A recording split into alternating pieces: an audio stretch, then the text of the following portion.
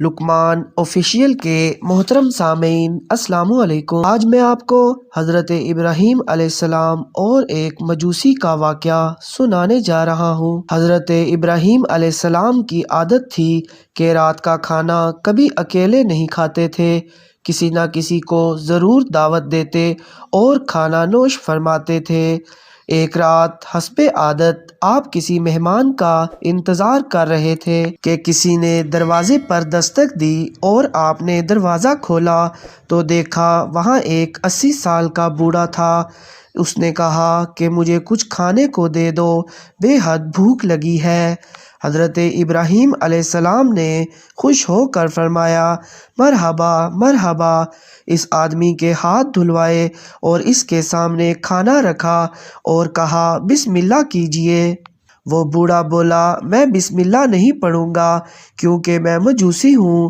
حضرت ابراہیم علیہ السلام نے غصے میں آ کر کہا، کھڑے ہو جاؤ، میں مجوسی کے ساتھ کھانا پسند نہیں کرتا۔ وہ بوڑھا چلا گیا اور ادھر پلک جھپکتے ہی حضرت جبرائیل علیہ السلام آئے اور بولے، اللہ تعالیٰ نے فرمایا ہے، اے ابراہیم علیہ السلام، منکر تو وہ میرا ہے، میں نے تو 80 سال میں کبھی بھی اس کا رزق نہیں روکا۔